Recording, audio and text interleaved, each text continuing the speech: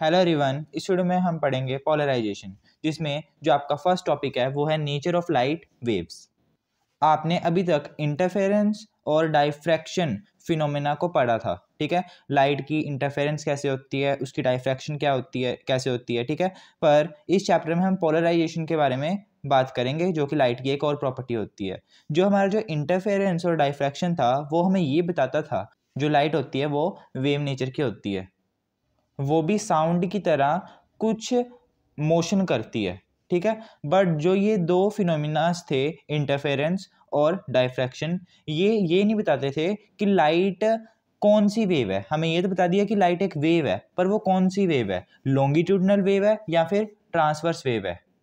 क्योंकि जो इंटरफेरेंस और डाइफ्रैक्शन फिनोमिना है वो लॉन्गिट्यूडनल वेव्स में भी हो जाते हैं और ट्रांसवर्स वेव्स में भी हो जाते हैं, ठीक है। इसलिए ये दोनों हमें ये नहीं बता पा रहे थे कि जो लाइट है वो ट्रांसवर्स वेव है या फिर लॉन्गिट्यूडनल वेव है। बट जो आपका पोलराइजेशन है वो आपको बता देता है कि आपकी जो लाइट है वो लॉन्गिट्यूडनल है या फिर ट्रांसवर्स है, ठीक है। लाइट वेव्स के नेचर को बता देता है, ठीक है। आपने अभी तक तो ये पढ़ ही लिया होगा, क्या लिखा है कि जो लाइट है वो ट्रांसवर्स नेचर की होती है, ठीक है। वो कैसे, उसको हम इस वीडियो में प्रूव करेंगे। सबसे पहले तो आपको ये पता होना चाहिए कि लॉन्गिट्यूडनल वेव क्या होती है और ट्रांसवर्स वेव क्या होती है। हम यहाँ एक स्प्रिंग ले लेते हैं, तो इस स्प्रिंग की आप मोशन दो तरीके से करवा सकते हो। इसमें दो तरीके से आप वेव्स को प्रोड्यूस कर सकते हो। एक वेव को तो आप ऐसे प्रोड्यूस कर सकते हो, आपने ऐसे ऐसे स्प्रिंग को पकड़ा और ऐसे ऐसे कर दिया, ठीक है, आगे पीछे कर दिया। इसका जो मोशन है बैक एंड फोर्थ मोशन इसका कर दिया ऐसे ऐसे, ठीक है।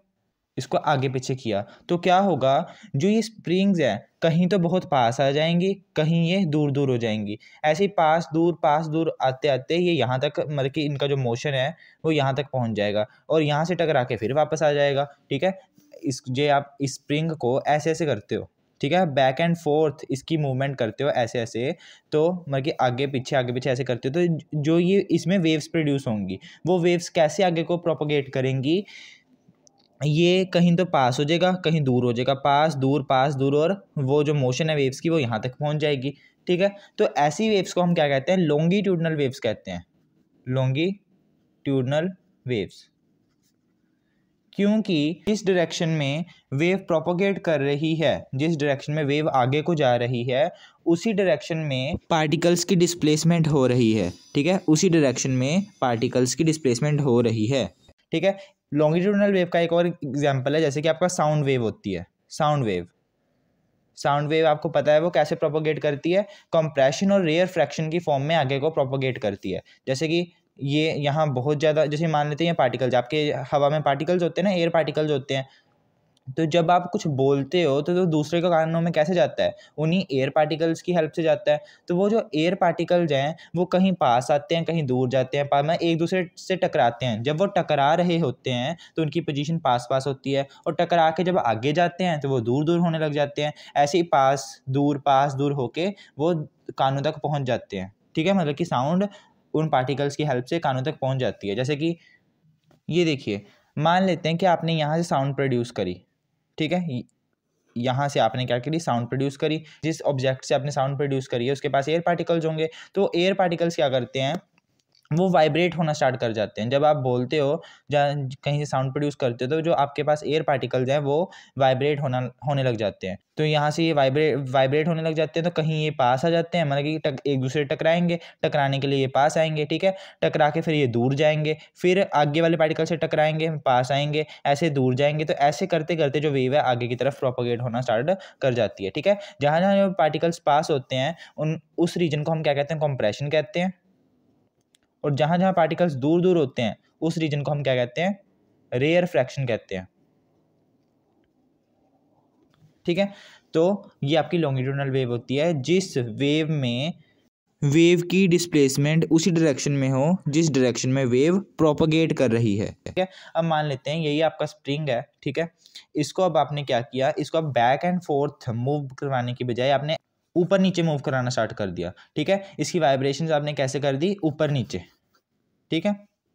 अब आप इसको ऐसे ऐसे मूव करवाओगे, पहले तो आप ऐसे ऐसे मूव करवा रहे थे, आगे पीछे, अब इसको ऊपर नीचे मूव करवाओगे, ठीक है। तो उस केस में जो आपके पास वेव प्रोड्यूस होंगी वो कैसी होंगी, ट्रांसवर्स वेव्स होंगी, ठीक है। कैसे, हम एक एग्जांपल ले लेते हैं, जैसे कि ये आपका मतलब कि कोई वॉल है जिस पे आपने एक रोप लगा दी है, ठीक है, ये आपकी रोप है, रस्सी है।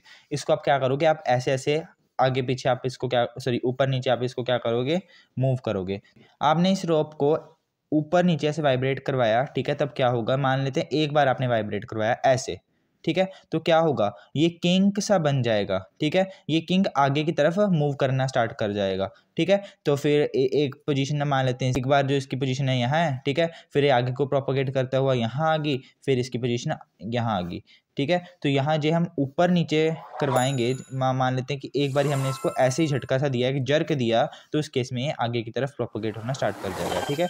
तो इसको एक ही जर्क दिया, जब मैं इसको ऐसे ऐसे जर्क दूंगा तो आपके पास वेव्स कैसी बनेंगी, ये रोप कैसी बन जाएगी, कैसे ये प्रोपोगेट करेगी, ऐसे ऐसे आगे की तरफ ऐसे मूव करेगी, ठीक है, ऐसे ऐसे मूव करेगी जब आप ऊपर नीचे करोगे।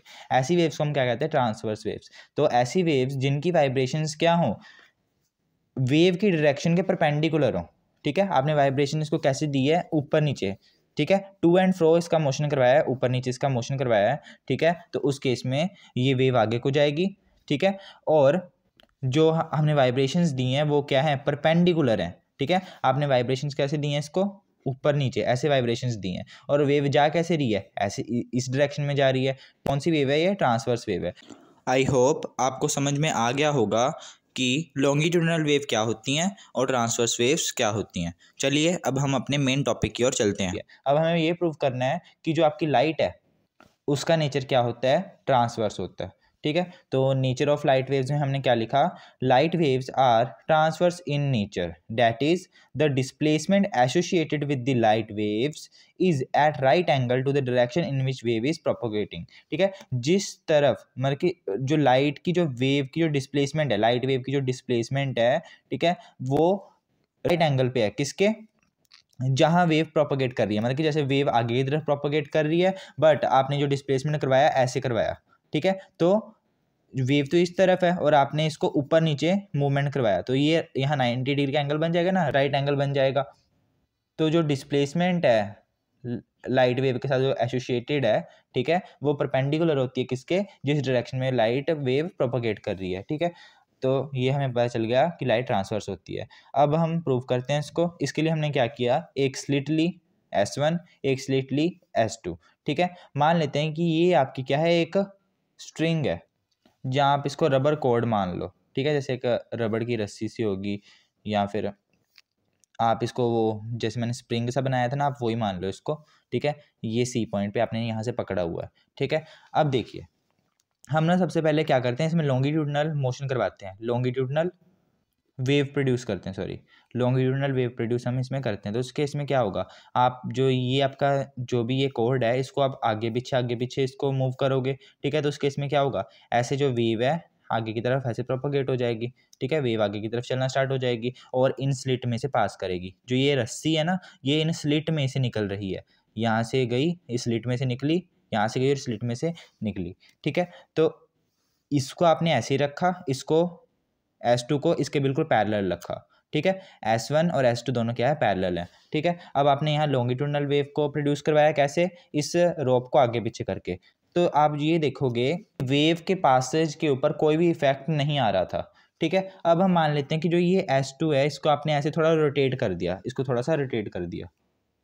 अब आपने क्या किया, जो ये आपकी S2 स्लिट है, इसको आपने थोड़ा सा ऐसे रोटेट कर दिया। जब आप इसको रोटेट कर दोगे, जो ये C एंड से जो आपने पकड़ी हुई है स्ट्रिंग, ठीक है, इसमें आप लॉन्गिट्यूडनल वेव को प्रोड्यूस करोगे, मतलब कि आगे पीछे इसका मोशन करवाओगे। तो उस केस में भी जो आपका वेव है, जो आपने लॉन्गिट्यूडनल वेव प्रोड्यूस करवाई है, उस वेव के पासेज के ऊपर कोई इफेक्ट नहीं पड़ेगा, ठीक है। जैसे वो यहाँ मूव कर रही थी वैसे यहाँ मूव करेगी, और वैसे ही इस स्लिट के पास होने के बाद भी वैसे ही मूव करेगी। मतलब कि उस वेव की जो लॉन्गिट्यूडनल वेव आपने प्रोड्यूस करवाई, उसकी जो मूवमेंट है, उसकी जो पासेज है, उसके ऊपर कोई इफेक्ट नहीं पड़ेगा, क्योंकि वो तो आगे पीछे मूव कर रही है, तो इसमें से आराम से पास हो जाएगी, ठीक है ना। इस स्लिट में से आराम से ये पास हो जाएगी। जैसी वेव इसमें से पास हो रही थी वैसी वेव इसमें से पास होगी, कोई इफेक्ट नहीं पड़ेगा। जी आप इसको मान लेते हैं कि इसको आपने इस स्लिट के परपेंडिकुलर रख दिया, ठीक है, इस स्लिट के बिल्कुल परपेंडिकुलर रख दिया। तो परपेंडिकुलर रखने के बाद भी आप जी आप लॉन्गिट्यूडनल वेव प्रोड्यूस करवा रहे हो, उसको आगे पीछे इस रोप को मूव करवा रहे हो, तब भी इस पर कोई इफेक्ट नहीं पड़ेगा, ठीक है। क्योंकि जिस डायरेक्शन में जो वेव की डिस्प्लेसमेंट है, ठीक है, जो वेव के साथ एसोसिएटेड डिस्प्लेसमेंट है, उसी डायरेक्शन में ही जो वेव प्रोपोगेट कर रही है, ठीक है। तो इसलिए कोई फ़र्क नहीं पड़ेगा, क्योंकि आप इसको बस आगे पीछे तो मूव करवा रहे हो, ठीक है। अब मान लेते हैं कि अब जो ये रस्सी है, इसको आप इस रस्सी से लॉन्गिट्यूडनल वेव को प्रोड्यूस नहीं करवा रहे, आप यहाँ से ट्रांसवर्स वेव्स को प्रोड्यूस करवा रहे हैं। मतलब कि इसको अब ऐसे मूव करोगे, ऊपर नीचे। जब आप इसको ऊपर नीचे मूव करोगे तो आपके पास वेव्स कैसी बनेंगी? ऐसी वेव्स बनेंगी, ठीक है। इस स्लिट में से पास हुई ये रस्सी, यहाँ से फिर निकली, ऐसे ये वेव्स ऐसे निकल जाएंगी, ठीक है। ये S1 और S2 दोनों पैरेलल हैं, ठीक है। तो जब आप इसको ऊपर नीचे मूव करवाओगे, ट्रांसवर्स वेव्स को प्रोड्यूस करवाओगे, तो ये ऐसी वेव्स बनेंगी, ठीक है। आपको पता है ये वाला पोर्शन क्या होता है? क्रेस्ट होता है, ये नीचे वाला ट्रफ होता है, ठीक है। ये ऊपर वाला क्रेस्ट, ये ट्रफ, ठीक है। तो क्रेस्ट ट्रफ की फॉर्म में आगे को बढ़ेंगी, ये आपकी होती है ट्रांसवर्स वेव्स, ठीक है। तो जब आप स्लिट 1 से जो पास करवाते हो और स्लिट 2 से पास करवाते हो, तो दोनों का जो एम्पलीट्यूड है, ठीक है, वेव्स का, वो सेम ही रहेगा, क्योंकि ये जो है ये इसके पैरेलल है, S1 और S2। ऐसा हो सकता है कि यहाँ वेव की इंटेंसिटी क्या हो, ज़्यादा हो और यहाँ कम हो, ठीक है। बट जो यहाँ इंटेंसिटी और यहाँ इंटेंसिटी वो क्या रहेगी, वो सेम ही रहेगी, ठीक है। मतलब कि लाइट की जो मान लेते हैं ये लाइट है, तो उस केस में लाइट की इंटेंसिटी यहाँ और यहाँ सेम ही रहेगी, इनका एम्पलीट्यूड यहाँ और यहाँ सेम ही रहेगा, ठीक है, क्योंकि ये इसके पैरेलल है। तो जैसे ही वेव्स इसमें से आ रही हैं, वैसे ही वेव्स इसमें से निकल जाएंगी, ठीक है।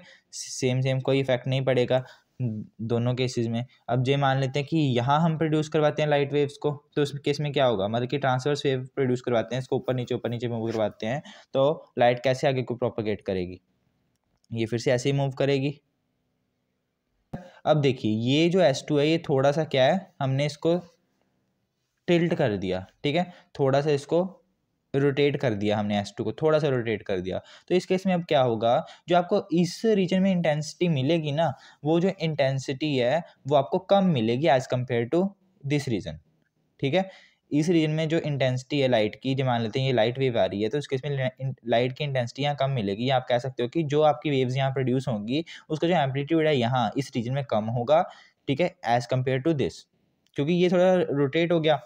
अब जो आप किसी कॉर्ड को ऊपर नीचे मूव करोगे, ठीक है, तो ये तो चलो पैरेलल है, ठीक है, ये तो S1 तो पैरेलल है, सीधा खड़ा है, तो इसमें से आराम से वो पास हो जाएंगी, पर ये थोड़ा सा टेढ़ा हो गया, ठीक है। तो यहाँ से मुश्किल से आगे की तरफ जाएंगी, मुश्किल से आगे की तरफ प्रोपोगेट करेंगी, ठीक है, जिसके कारण यहाँ जो इनका एम्पलीट्यूड है वो क्या हो जाएगा, थोड़ा डिक्रीज हो जाएगा, ठीक है। यहाँ जो इनका एम्पलीट्यूड है वो क्या हो जाएगा, डिक्रीज हो जाएगा। ये वेव में थोड़ी अलग सी बन रही है, आपको सीधी बनानी है, ठीक है। यहाँ एम्पलीट्यूड जो वेव्स का वो क्या हो जाएगा, कम हो जाएगा एज कम्पेयर टू दिस, ठीक है।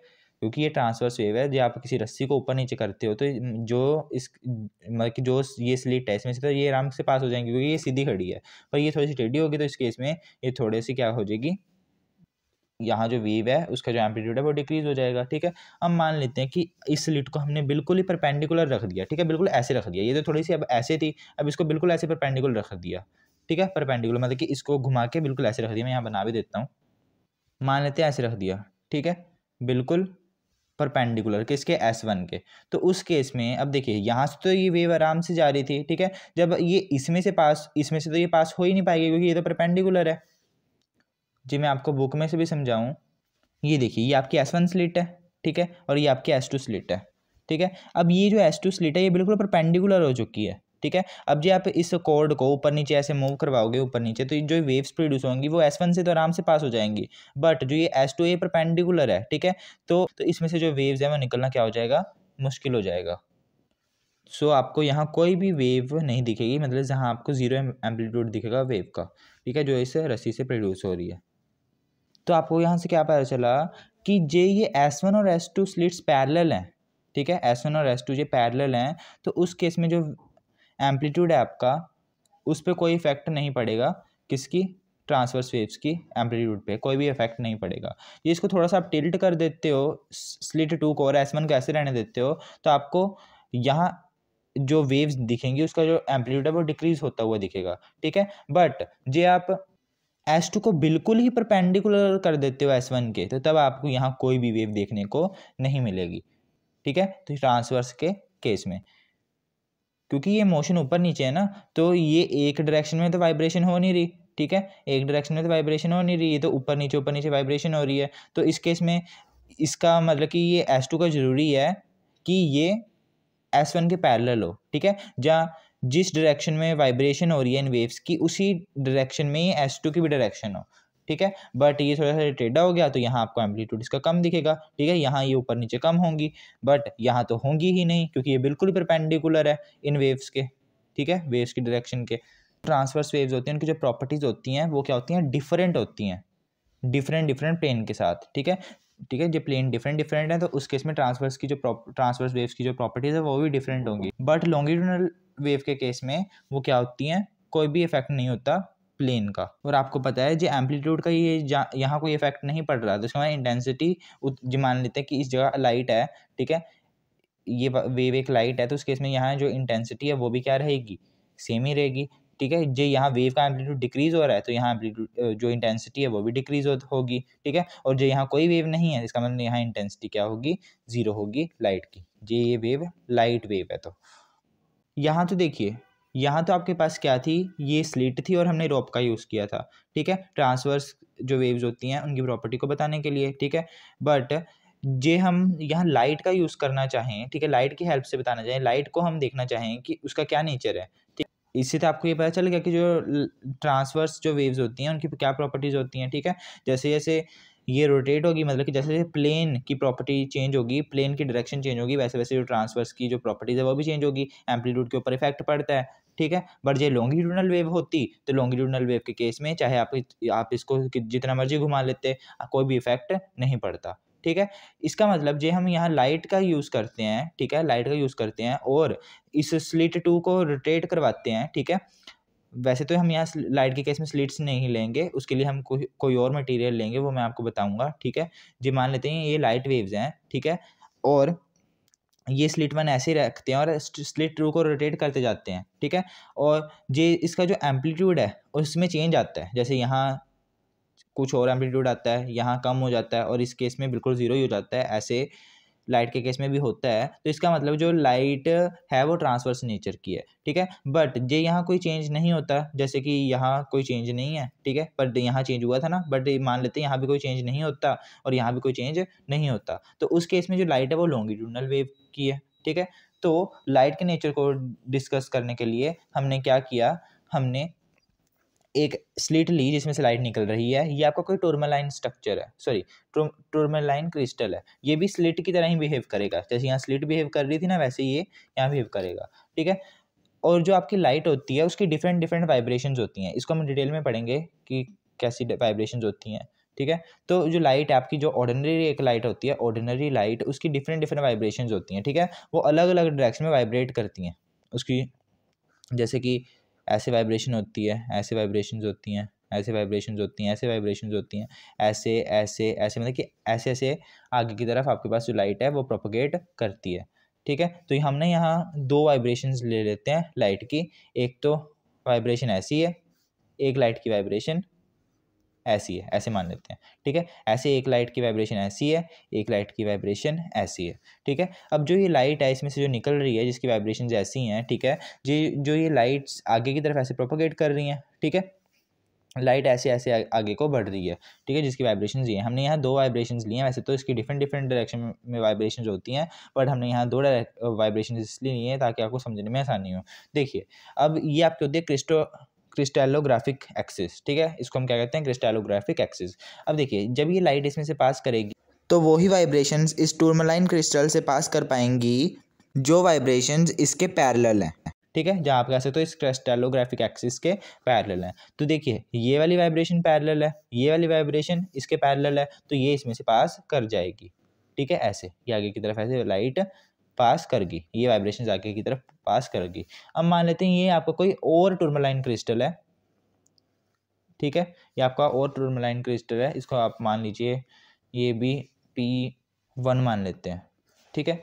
तो ये और आपका टूरमलाइन स्ट्रक्चर है, ठीक है। इससे हम ये पता कर सकते हैं कि जो ये लाइट आगे की तरफ प्रोपोगेट हुई हैं, ठीक है, जो इस फर्स्ट टूरमलाइन स्ट्रक्चर से जो पास हुई हैं, ठीक है, सॉरी क्रिस्टल से जो पास हुई हैं, वो क्या इसमें से भी ऐसी पास हो जाएंगी, ठीक है, जैसे इसमें से पास हुई हैं। तो देखिए ये भी जो P1 है वो P के पैरेलल है, ठीक है। इसका मतलब ये जो वेव्स हैं ये इसमें से भी ऐसे ही पास हो जाएंगी आराम से, क्योंकि ये पैरेलल है। तो ये वेव ऐसे को आगे की तरफ ऐसे पास हो जाएंगी, इसमें से निकल जाएंगी, क्योंकि ये भी मतलब कि इस डायरेक्शन में, ये भी इस डायरेक्शन में है, ठीक है, दोनों मतलब पैरेलल हैं। तो जो पैरेलल वाइब्रेशंस होती हैं वो पास हो जाती हैं, ठीक है। अब देखिए अब मान लीजिए कि ये P1 है, इसको आपने रोटेट कर दिया, ठीक है। ये P1 यहाँ क्या काम कर रहा है, ये काम कर रहा है कि आपको ये चेक कर रहा है कि जो वाइब्रेशंस जो इस P से पास होके यहाँ आ रही हैं वो क्या इसमें से भी पास हो रही हैं, ठीक है। ये पैरेलल है इसके, तब क्या इसमें से पास हो रही हैं। ये थोड़ा सा रोटेट कर देंगे तब क्या ये इसमें से पास हो जाएंगी। हम इसको बिल्कुल परपेंडिकुलर ऐसे रख देंगे, इसको उल्टा के बिल्कुल ऐसे रख देंगे, लिटा देंगे, ठीक है, इसके परपेंडिकुलर कर देंगे, तो क्या तब भी वाइब्रेशन पास हो जाएंगी।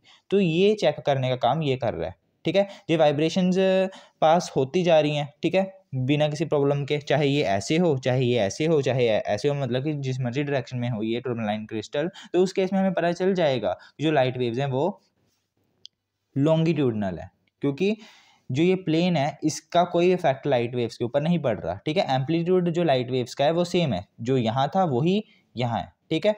बट जो आप इसको थोड़ा रोटेट करते हो ना, तब आप देखोगे कि जो आपको यहाँ एम्पलीट्यूड दिखेगा वो आपको कम दिखेगा एज कम्पेयर टू दिस, ठीक है। यहाँ के कंपैरिजन में यहाँ आपको एम्पलीट्यूड कम दिखेगा। जैसे कि यहाँ आपने इसको थोड़ा रोटेट कर दिया था स्लिट को, तो आपने रोप से आपने ट्रांसवर्स वेव्स प्रोड्यूस की, तो यहाँ आपका एम्पलीट्यूड कम दिखा, ठीक है, एज कम्पेयर टू दिस। इसका मतलब यहाँ हमने ट्रांसवर्स वेव्स प्रोड्यूस करी थी, तो उस केस में आपको एम्पलीट्यूड कम दिखा।